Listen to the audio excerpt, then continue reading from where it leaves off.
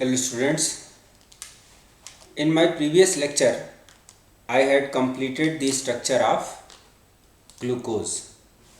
How open structure of glucose is determined, what are the objections raised to that structure, and how these objections are overcome by its cyclic structure.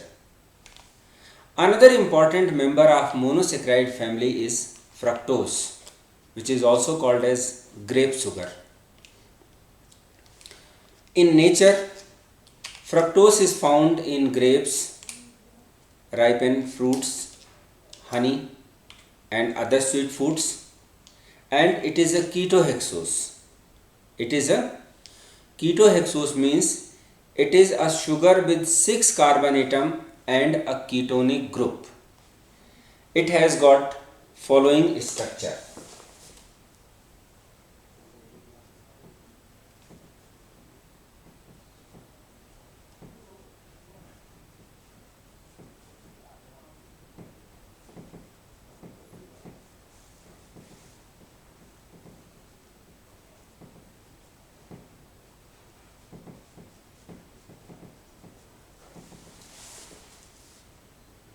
So this is the open structure of fructose. Fructose is also known to exist in two different forms, alpha form and beta form. And for existence of these two forms is explained on the basis of formation of intermolecular hemiacetal. In this OH group attacks at this carbonyl carbon, and again since carbonyl carbon is sp2 hybridized and has a flat structure, so a new stereocenter is developed at this C2 carbon and glucose exists in two different stereoisomeric forms.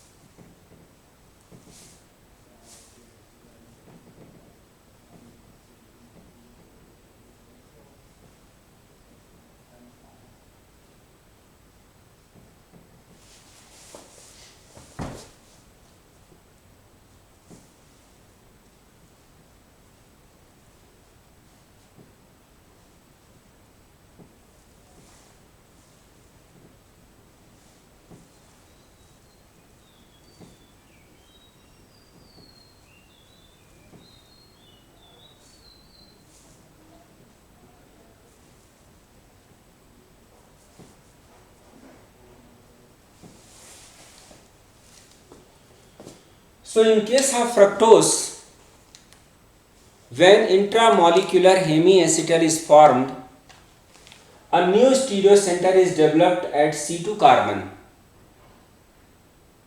and because of this, glucose is known to exist in two different stereoisomeric forms known as alpha forms and beta form.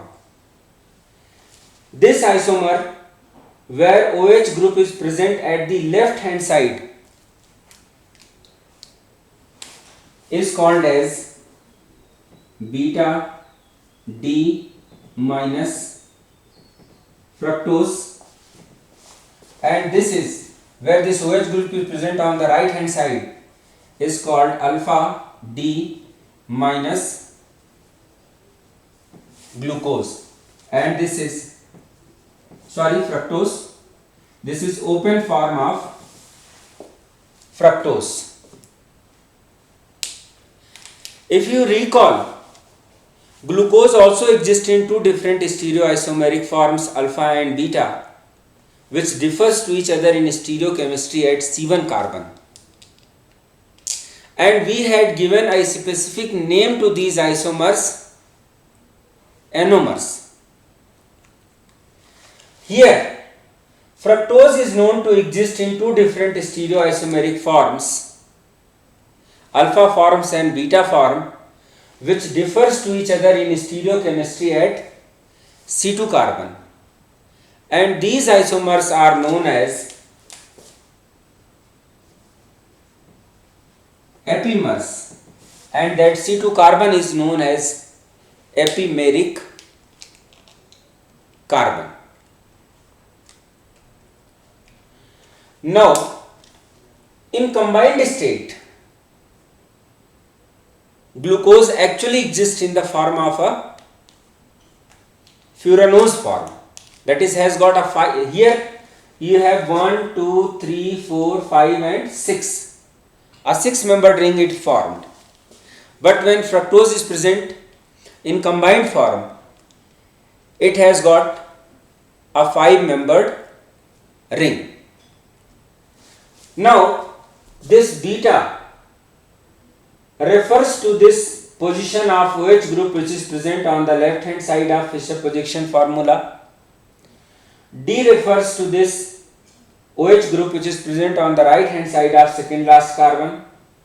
Minus refers levorotation. Fructose is levorotatory. When plane polarized light is passed through a solution of fructose, it rotates to the anti-clockwise direction. So it is called levorotatory or minus form or small L form. But glucose is dextrorotatory. Glucose is dextrorotatory. When plane polarized light is passed through the solution of glucose, plane polarized light is rotated towards clockwise direction and is called dextrorotatory or small d or plus form. So this is all about monosaccharides. Let me take a few moments to summarize the things.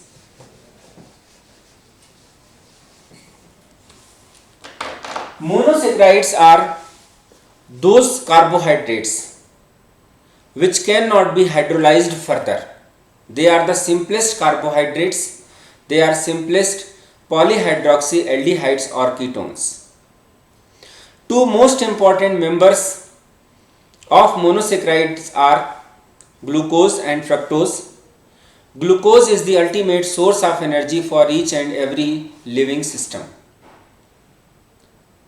And fructose is of course another very important monosaccharide that is also found in nature, is called as grape sugar. Now we come to the next category, disaccharides.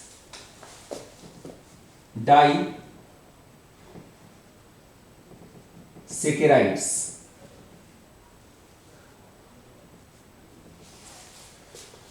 So these are those carbohydrates that gives two same or different monosaccharides on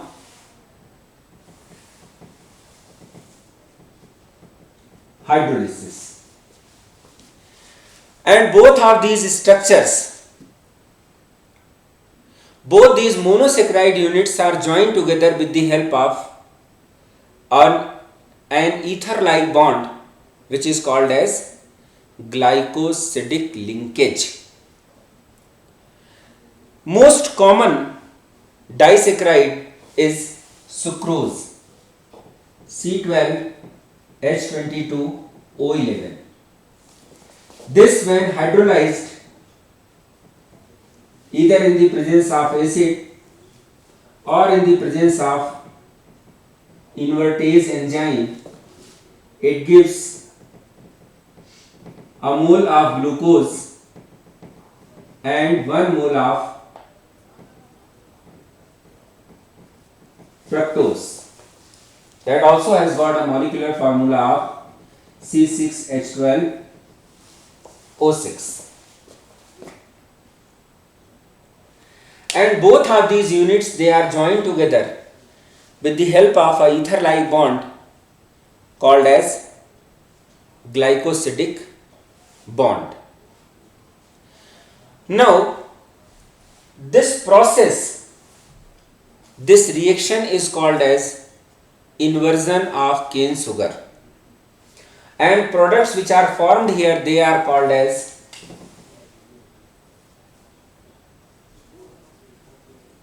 invert sugar.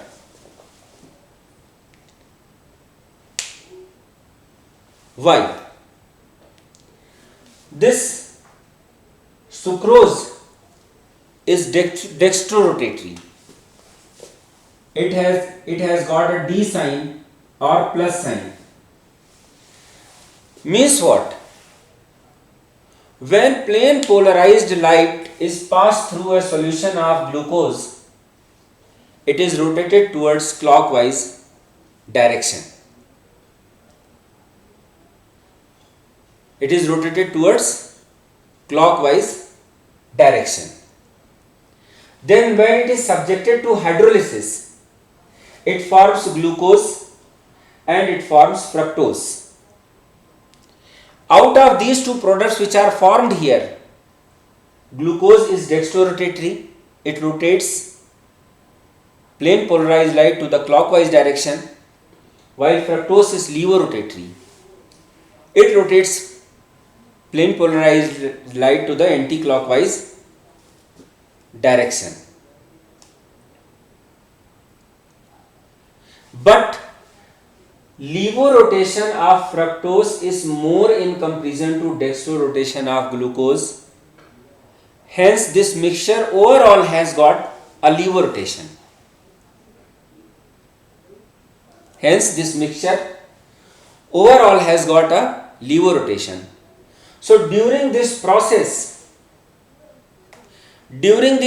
of hydrolysis of sucrose to form glucose and fructose, optical rotations are inverted. Optical rotation is reversed. Optical rotation changes from dextrorotation to the levorotation. Thereby, this process or this reaction is called as inversion of cane sugar, and product which is formed here is called as invert sugar, because these are the sugars having inverted optical rotations. Got it? When sucrose is subjected to hydrolysis, after hydrolysis, optical rotation of products is reversed to that of substrate, reactant. This sucrose which is subjected to hydrolysis has got dextrorotation, and this glucose and fructose that is formed has got a levorotation.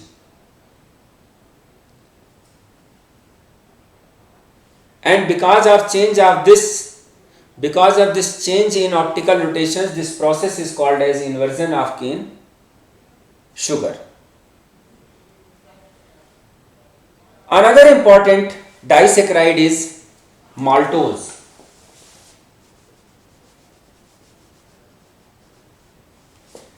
This, when subjected to hydrolysis, this gives 2 moles of glucose. So, in case of sucrose, 1 glucose and 1 fructose is joined together with the help of glycosidic linkage. In case of maltose, 2 glucose units are joined together.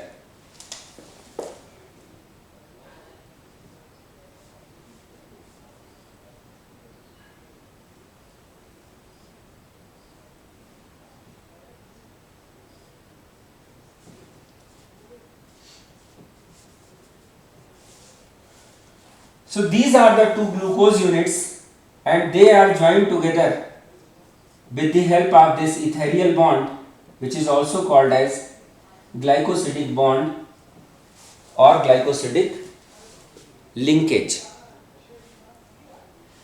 And third important disaccharide is lactose, which on hydrolysis gives 1 unit of glucose and other unit of galactose.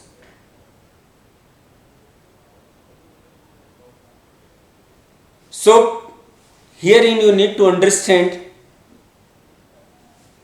two three things. First, what are disaccharides?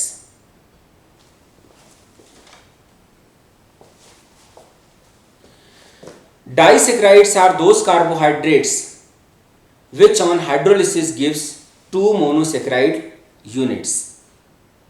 Second, how these monosaccharide units are joined together. These monosaccharide units are joined together with the help of an ethereal bond, an ether-like bond, which is called as glycosidic linkage. See, here you can understand, this is one monosaccharide unit, this is another monosaccharide unit, and this is a ether-like bond. यहाँ पर here we have oxygen, and this ether-like bond joins these two monosaccharide units. Hence, it is called as a glycosidic linkage. Now, if during the formation of this process, if one or more carbonyl groups are free, then these disaccharides, they reduces Tollens reagent and failing solution, and these are called as reducing sugars. But if these monosaccharide units are joined together with the help of their carbonyl groups,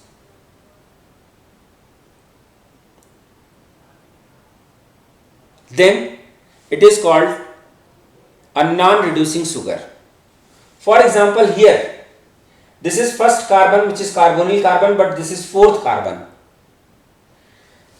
This glycosidic bond is formed between first carbon of one monosaccharide unit and fourth carbon of other monosaccharide unit.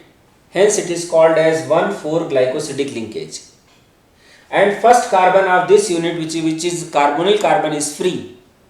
So this is an example of reducing sugar.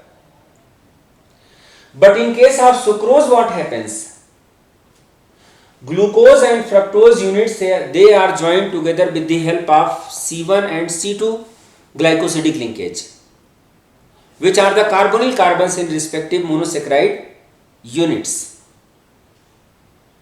Hence, sucrose is a non-reducing sugar.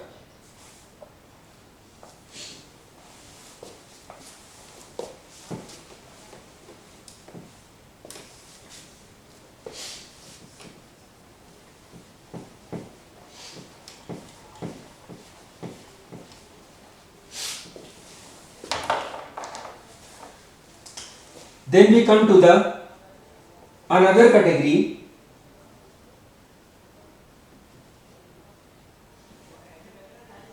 polysaccharides. So as you know, term poly means many and saccharide is carbohydrate. So these are the carbohydrates which gives few hundred to few thousand monosaccharide units when they are subjected to hydrolysis. Polysaccharides. Then most common example is starch and cellulose, dextrin, etc.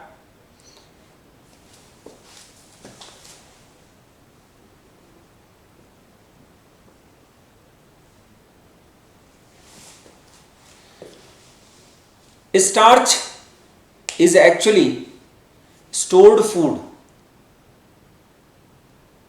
in plants and animals. It is a sort of reserve food. Starch is made up of two components.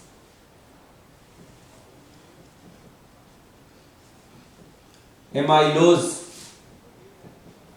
and amylopectin. So both of these comprises starch, And important structural features of these two are amylose is 15 to 20% of constitute 15 to 20% of starch, while amylopectin constitute 85 to 80% of starch. This is a water soluble component, while this is water insoluble.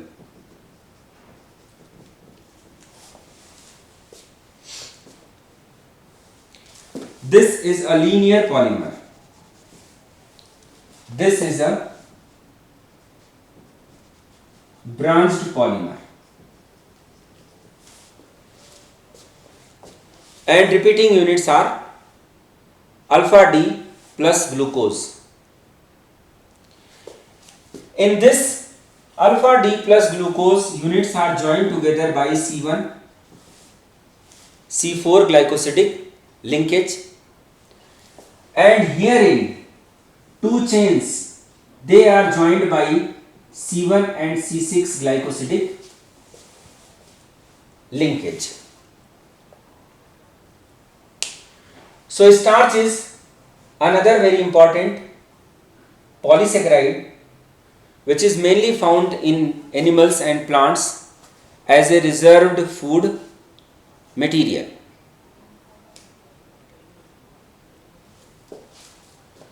Starch is comprised of two components, one is called amylose and other is called amylopectin, and a comparative study of between their properties is like this. Amylose constitutes roughly 15 to 20% of starch, while amylopectin constitutes roughly 85 to 80% of starch. Amylose is water soluble, it is water insoluble. Amylose is a linear polymer wherein alpha D plus glucose units, they are joined together with the help of C1 to C4 with the help of C1 C4 glycosidic linkage, means ethereal bond is formed between first carbon of one unit and fourth carbon of other unit. But amylopectin is a branched polymer where these linear chains are similar to that of amylose, but these linear chains are joined together with the help of C1 C6 glycosidic linkage. And this part only reacts with iodine to form blue colored starch iodide complex. Amylopectin does not reacts with iodine to form blue colored starch iodide complex. Then we have cellulose. Cellulose is mainly found in plants. Animals cannot digest it, and this cellulose is digested by cattle, and it is also a linear polymer. So this finishes our carbohydrates. Here today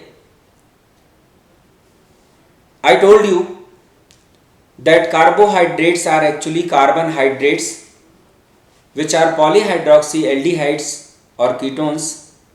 They are classified as monosaccharides, disaccharides and polysaccharides. Monosaccharides are those carbohydrates which cannot be hydrolyzed further. Disaccharides are those which on hydrolysis gives 2 monosaccharide units, and polysaccharides are those which on hydrolysis gives few hundred to few thousand monosaccharide units.